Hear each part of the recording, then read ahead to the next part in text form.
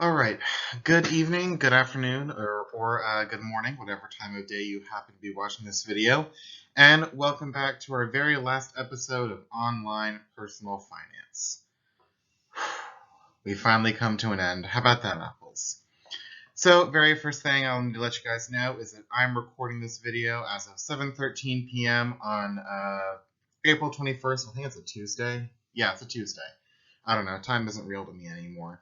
So obviously, whatever information that I have available for you guys at this moment could be outdated by the time you guys watch this video on 422. And for that, I apologize. But, as always, there's only so much that I can do. A couple of things to let you guys know. First of all, I don't know about y'all, but I've had a very hard day today. I don't know. April 21st, it just has been a very long, very trying day. So I'm sorry if I seem kind of more mellow than usual, but whatever, it'd be like that sometimes. So quick updates for you guys. As of this moment, 1,255 Mecklenburg County residents have tested positive for coronavirus, and there have been 32 related deaths. These numbers I know that they're increasing, but they're not quite increasing as fast as everyone sort of anticipated.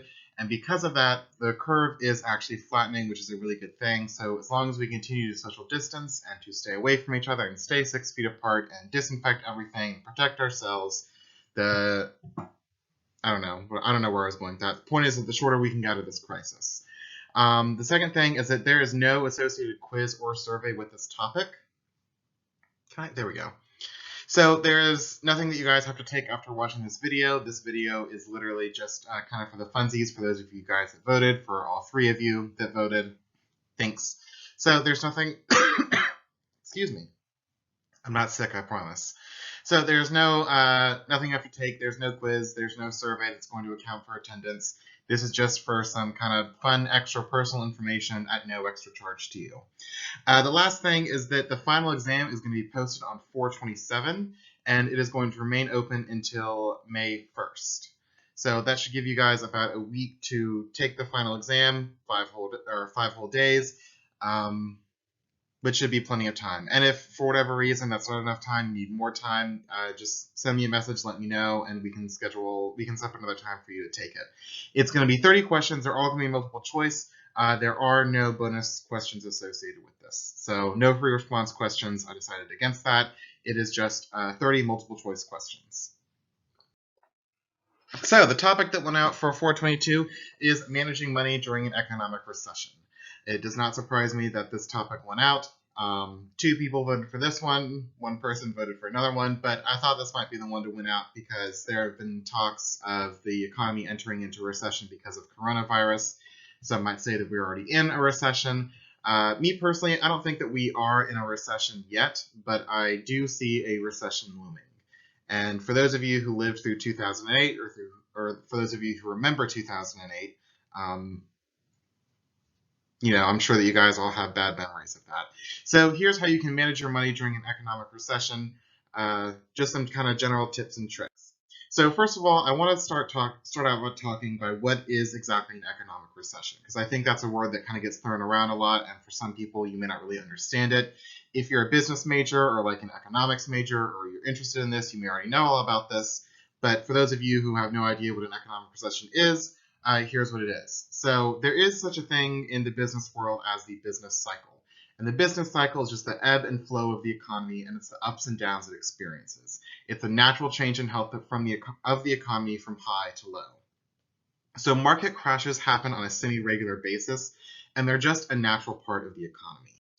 So here is kind of what the business cycle looks like. You have peak, contraction, trough, and expansion. Peak is sort of the height of economic growth. A contraction is when the economy crashes and it enters into a trough, which is the economy is at its lowest point before we get into another expansion.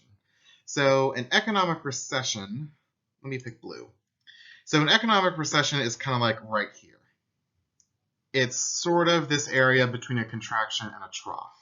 So when Trump became president, or I guess by the time that Trump became president, the economy was very much in a peak phase, or maybe still a little bit in an expansion phase. So we kind of reached our peak, and because of coronavirus, we are a little bit more in a contractionary phase. So a recession is just when the economy goes from peak down into trough and sort of stays there for a little bit. Eventually, we may get back up, but for right now, we're just going to kind of hang out in this shrinking phase before we get into the lowest point of the economy. So recessions and depressions. Not every economist or business major out there is going to agree with the definitions that I have here, but this has always kind of been my understanding of the difference between an economic recession and an economic depression. People sometimes use these terms interchangeably. My understanding is that there is actually a difference to them. If anybody knows any different, you can just comment down below on this video and, I don't know, give us all a bit of a better education. So a recession is when the economy is just in a trough, like I said, in that contractionary period, and there's sort of light to moderate job loss, kind of like the Panic of 1907 or the crash of 1987, if your parents or grandparents remember that. So a depression, on the other hand, is when there's there's a severe job loss and there's a very, very large drop in the economy. Like, for example, like let's say here's our economy, we're kind of up here, and oh no, we're in a recession. Oh, but wait, things get better. Now we're in a depression. Oh no. All right, but things are getting a little bit better. That's kind of what the difference between a recession and a depression is. So the best example of a depression is obviously the Great Depression of the Great Depression of 1929 and the crash of 2008. Those are both considered to be economic depressions. So whether or not because of coronavirus we are going to enter into a depression or a recession, I don't really know. There are still a lot of unknowns with coronavirus, how this is going to play out, what the future is going to look like. But certainly, well, I don't want to say that. So I don't really know how it's going to go, but in either case, these are sort of steps that you can take to protect yourself if we do enter into a recession or into a depression. So recessions can obviously be periods of a lot of uncertainty, and it's really hard to know what to do moving forward. So not all of the advice that I'm going to talk about today may be relevant depending on your exact situation and depending exactly on where the economy is or where the economy ends up going, I should say. But these are just kind of general rules that maybe you could follow or just kind of general tips and tricks that you guys can use to preserve the financial progress that you've made over the years. And the very first thing to remember is that it'd be like this sometimes. So it's just kind of like acceptance. If you think about like the stages of grief, for example, acceptance is always the last one. In an economic crash or an economic recession, acceptance is the very first step. You have to accept the situation, accept that it is what it is, and that you are going to lose money and you are going to have to cut back. The longer that you deny this, the longer that you try and say, oh, the economy is not in a recession, it's going to bounce back, we're just like in a little mini trough and things will get so much better. The harder that you're going to be hit and the harder it's going to be to recover from it. You have to make adjustments sooner rather than later, and it's important to be able to change your mindset from asset growth to asset preservation. When the economy is going up, like when we're sort of in this kind of phase, it's very, very easy to make money. But when the economy is going like this, it's almost impossible to make money. So you have to change your mindset from, oh, I'm going to grow my assets to I'm going to preserve what I already have. So now is a great time to review your records. You guys obviously should be keeping your cash flow statements as well as your budget. And when the economy goes into recession, you have to cut out all non-essential spending. And I mean, that's very easy to say things like, new clothes, going to Starbucks or McDonald's, but you have to be a little bit more brutal than that.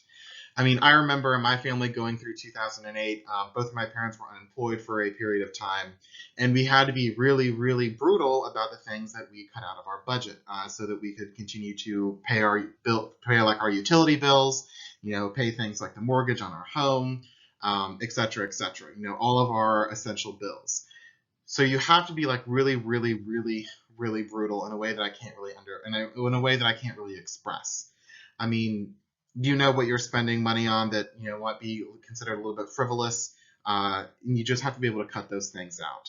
And now is also a really good time to like think about what you get from the grocery store. And the key here is that it's cheaper to make your own goods than it is to just buy packaged goods. It's cheaper to cook at home in the long run than it is to just buy like a pre-packaged meal. Like, for example, instead of buying packaged cookies, you make your own cookies. Instead of buying peanut butter, you could just buy peanuts and milk and make your own peanut butter. Instead of buying cleaning products, so you can make your own cleaning products. Like for me, I think I mentioned this right at the beginning of the semester. I'm a huge DIYer. I make my own laundry detergent. I make my own skincare products. I make my own cleaning supplies, things like that. And it definitely saves me money in the long run. That's a major expense that I was able to cut out. And if the economy goes into a recession, like if I was buying my own cleaning products, it would be something very easy to transition into making my own cleaning products. So you have to be really, really brutal when you're cutting out non-essential spending. I mean, you have to be brutal when you're figuring out what to sort of cut out of your grocery shopping budget. Like for example, if every week you get $2 worth of ice cream, like as a treat for yourself, now's the time to stop that. I keep saying now's the time to stop that as though we're already in an economic recession. We're not quite there yet, but I think you guys get my picture. You have to cut out everything that is not essential. And even if it seems like really, really tiny, I mean, those things do add up over time. I mean, if you're cutting out $2 from your grocery bill every single month, well, that's $2 a week that you're saving if you go every week. So that's, $8 a year. That's, I don't know what 8 times 12 is off the top of my head. 96? That sounds about right. So that's $96 a year that you're saving, and that's $96 a year that can go towards an essential or a more essential bill like utilities. So jobs are any type of recession or economic depression. If you ever heard the phrase like economize, businesses are going to economize or reshuffle or restructure. Those are terms that companies use to cut out workers that they think they don't need in order to save money and keep themselves afloat. So if you do find that you are going to lose your job during an economic recession, the very first thing that you should do is go and talk to your boss. You might be able to take a pay cut and stay on a little bit longer, and be sure to try and fight for your position. I mean, don't just kind of take it lying down. I mean, don't go in there with like a sword and start accusing them and saying, why are you firing me? You're so stupid. You don't want to say that. But just find out why exactly is they're firing you. I mean, maybe it could be that your paycheck a little bit too high. Maybe they feel that, your specific job is no longer necessary to the company. Maybe you might be able to transfer into a different position within the company. Just things of that nature. Any money coming in is better than no money coming in. And if you do lose your job, if your boss just says that there's no way that you can stay on, be sure to ask about severance packages if your company offers them, and review them carefully. Your company might offer short-term benefits, and it could be things like extended healthcare coverage. It could be like a 2-month salary. I mean, your company could offer you anything. Just make sure that you kind of review it carefully, that you understand what your company is offering you, and take advantage of it. The third thing you should do is that if you lose your job, make sure that you take advantage and sign up with COBRA, otherwise known as the Consolidated Omnibus Budget Reconciliation Act. And essentially, it is medical insurance for the uninsured. Here in the United States, in order to have medical insurance, you get it through a market-based plan through your employer. The United States does not have universal healthcare coverage like I know that a lot of European countries do. And I'm not going to get into the argument of whether or not that's a good thing or a bad thing. During an economic recession, it is what it is, and you just have to accept that. Medical insurance is a must-have always. COBRA is very, very expensive because your employer is not there to pay a portion of your insurance. COBRA might cut rates during a recession like they did during 2008, but they may not be legally required to. I think during 2008, the federal government stepped in and made them cut rates. But you should get coverage for yourself and your family. Medical insurance is a must-have, always, always, always, always, always. For example, my aunt was killed back in April of 2018. She was just walking along the side of the road, and a kid came along and hit her at 45 miles an hour, just walking through her neighborhood. Her medical bill was like outrageous. I mean, I'm talking like hundreds of thousands of dollars. Because she survived initially.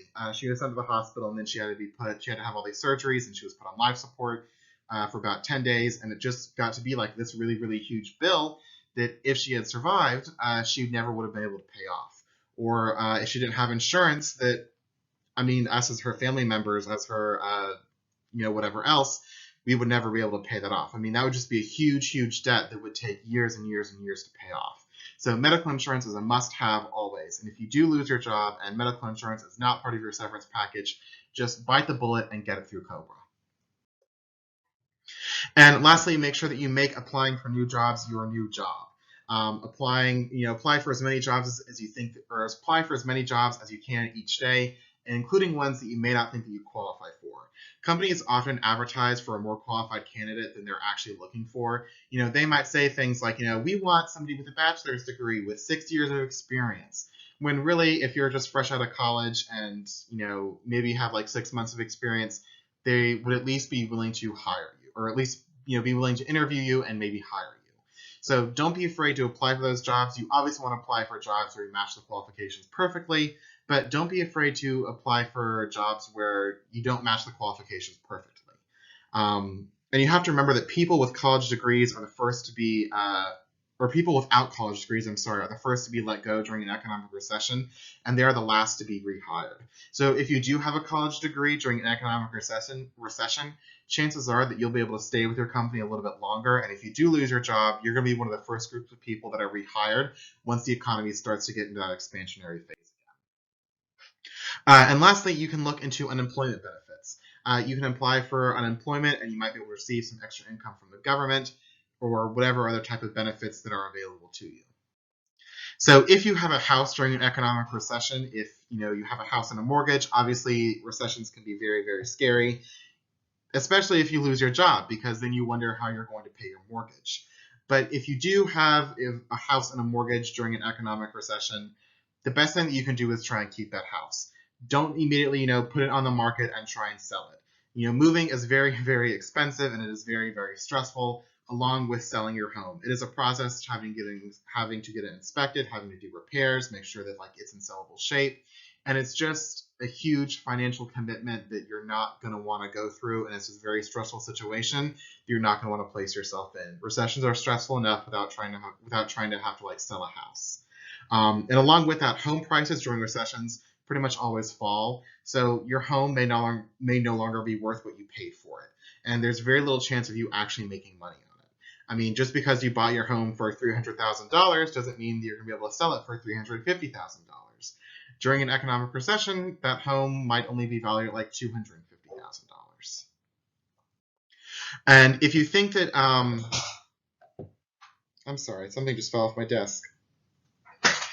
Perfect. All right, so if you think that oh wow, I messed up this sentence. If you think you may not be able to afford your mortgage, just call your bank and be honest with them, or substitute bank for whatever company you have your mortgage through. Just call them and be honest with them. Just say, there's an economic recession, I lost my job, I'm worried about my mortgage payments, and see what their options are. Never, ever, ever just miss a payment or don't pay your mortgage payment. Just call your bank and be upfront and be honest. You have to remember that banks do not want you to default on your mortgage. It is a huge investment loss for them, and it is a huge, huge legal hassle, because they have to produce all these evidence as to why they're evicting you and repossessing your home. Once they do that, then they're going to have to maintain that home until they're able to sell it at auction, at which point they may not get as much money for it as they would want to get. And it's just a huge, huge headache for the bank. Banks want you to keep your home. They do not want you to default on your mortgage, which is why they are appreciative when you can just say that you're having trouble. So if during an economic recession, you're worried about your ability to afford your mortgage payment, just talk to your bank about your options. One option might be that you get to extend the life of your mortgage and make lower monthly payments. So you might be able to go from let's say a 30-year mortgage to a 35-year mortgage, and take your mortgage payment from $1,200 a month to $800 a month. Just things of that nature, and I'm just giving that as an example. So just talk to your bank, see what they have to say, see what their options are, and see if you can work something out. All right, now for investments. So if you are invested in the stock market, either through stocks directly or via some type of mutual fund, just kind of understand that you're going to lose money. It's inevitable. It'd be like this sometimes, and the stock market is going to crash during an economic recession. You're going to lose money. There's nothing you can do about it. The best thing that you can do is I'm sorry, y'all. I did not obviously not do a very good job of editing this PowerPoint. So the best thing you can do is, number one, is not panic sell. Even if you're having trouble making ends meet, do not ever sell any assets in the stock market. Just make cuts in other areas first before you start selling off all of your assets or all of your stocks or all of your mutual funds. Understand that the stock market is going to come back. The stock market always comes back in an economic recession. I mean, 2008, when the Dow Jones was like 6,000 points. I mean, y'all think about where it is today. It's now at 23,000. I mean, the stock market is always going to come back. And for now, the best thing that you can do is just leave your money where it is. So if after cutting out all of your unnecessary expenses and being really, really brutal, you have money left over, now is actually a really good time to invest in the stock market. Prices are going to be very, very low, and you're going to have the opportunity to make a lot of money over the next few years as the stock market recovers and prices continue to rise. If you don't have any extra money, again, leave your investments where they are. Don't sell anything off. But if you do have extra money, now is a really, really good time to start making investments. So just some kind of overall general tips for you guys when it comes to surviving an economic recession. First thing is you kind of have to forget your pride. When push comes to shove, you got to do what you got to do, and you got to do what you got to do to survive. So take in roommates, move back in with mom and dad, scrub your neighbor's toilet, anything you can do to just save and earn money. At this point, very little is going to be beneath you. I mean, however you can earn money, however you can save money, do it. And focus on living below your means. Save as much money as you can and put it towards paying off bills and paying off debts. Be very, very, very, very frugal. I mean, again, buy, store brand things. Do you really need 2 boxes of Cheerios for the whole week? No, you can just get it on 1 box of Cheerios for the whole week. In fact, why even buy Cheerios? Just get Wheat-O's, which are Walmart's brand of Cheerios. Make your own cleaning supplies. I mean, just anything that you can do in order to save money. Live below your means. And that brings me to number 3, which is just getting creative. So think about ways you can save and earn money. I mean, maybe you're able to grow some of your own food. Maybe you live in a house and you're keeping it and you have a really big yard. You might be able to plant some seeds and grow your own food and save some money that way. If you're really good at knitting, maybe you can make some of your own clothes. Maybe you can knit some hats and scarves and sell them for extra money to your neighbors or your friends. Maybe you can sell some unwanted things around your home. Just get creative with it. I don't know. I had a good sentence and now I can't remember what I was going to say anymore. But just get creative with it. Just think about different ways you can earn money, like growing your own food and making your own clothes. And last step is just kind of enjoy life. You have to remember that the economy will recover. This isn't going to last forever. If you do lose your job, you'll get another job again. You will have money again. So while you're trying to economize and making all of these cutbacks and being really, really frugal, taking in roommates, moving back in with your parents, you just have to remember that the situation is temporary. And, making all these decisions now and economizing now and saving money now, as the economy recovers and you start making more and more money, you're going to already be in the habit of being able to save money, and that's money that you can put towards your future.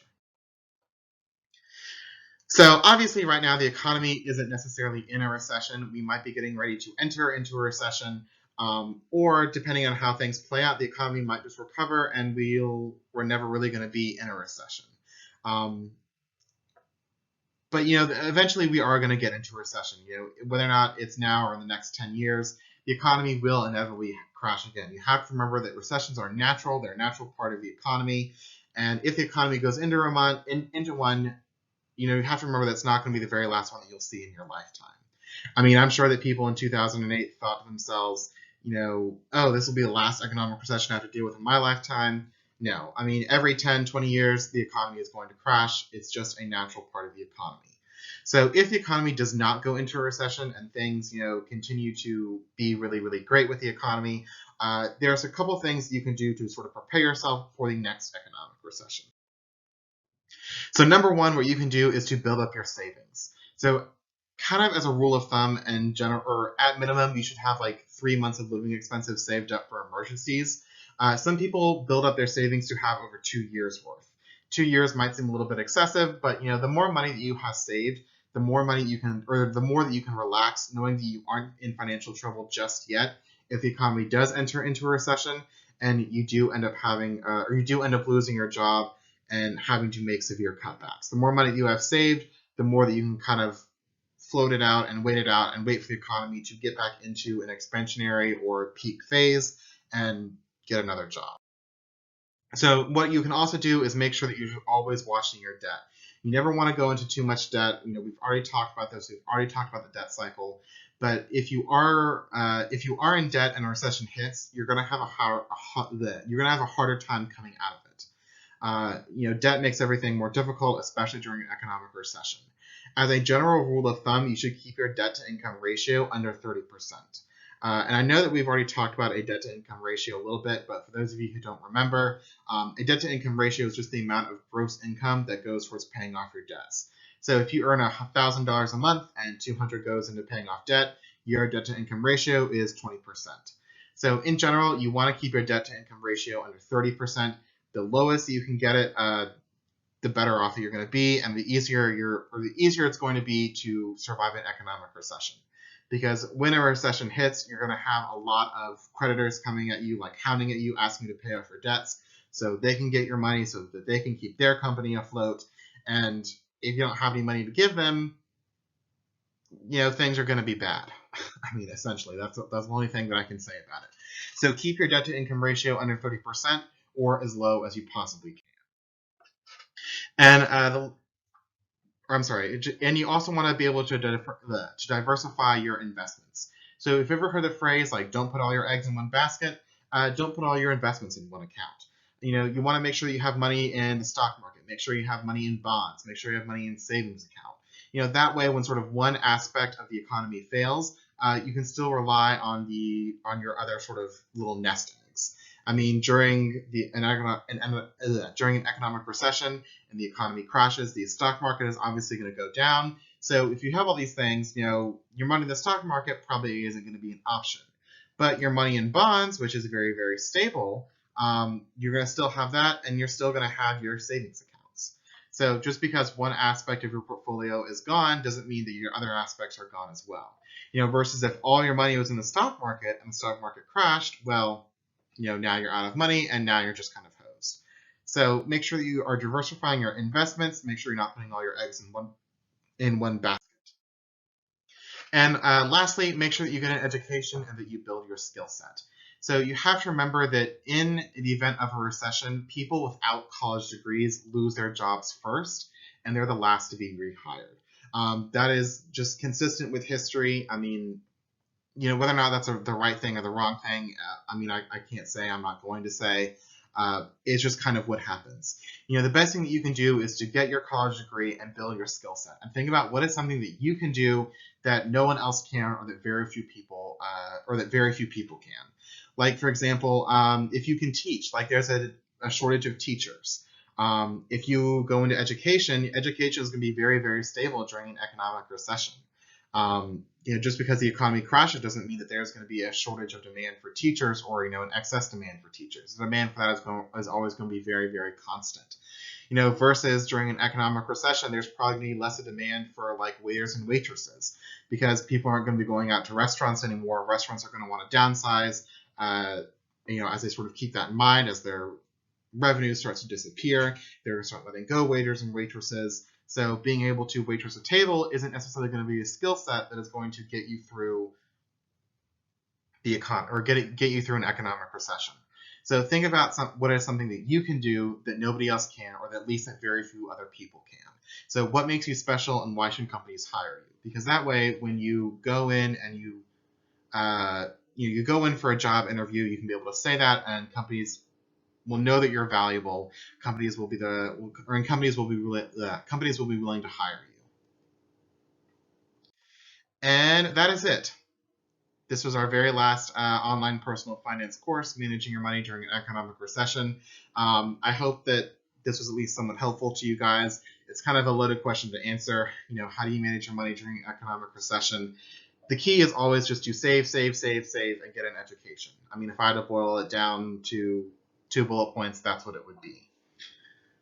So it is currently, let me change back to red, 7:42 p.m. on Tuesday, April 21st. Again, there's no associated quiz or survey with this topic. Where's my mouse? Why can't I see it? There it is.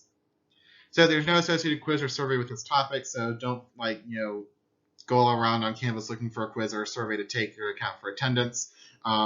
There isn't one. This is just kind of a bit of a for funsies thing, since this is what you guys voted on, what you wanted me to talk about. Keep in mind that your final exam is going to be posted on 4/27, and it will be open until 5/1.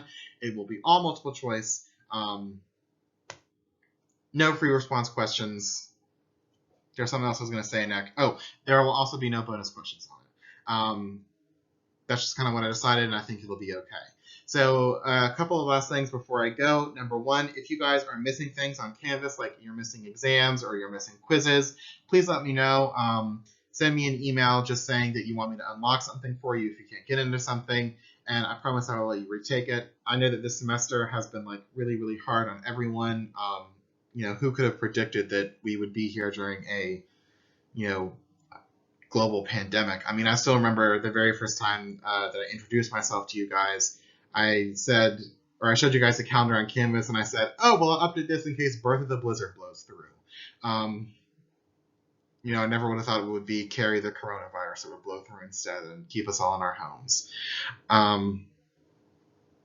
But that's it for me. That's all I have for you guys. Just make sure that you're staying current with all of your classes. If you guys need any, or current with all of your work, and I guess current with all your other classes too. If you guys have any questions, comments, concerns, please just send me an email, send me a message on Canvas, and I guess I won't record another video, so I guess I won't talk to you guys. But I'll send you messages on Canvas as the course ends. So I hope you're all having a wonderful morning, afternoon, or evening, wherever you happen to be in the world, wherever you happen to be watching this video. And yeah, I'm going to miss you guys. I don't want to press the stop button because I know that means I'm never going to record another video for you guys. Oh well, bye.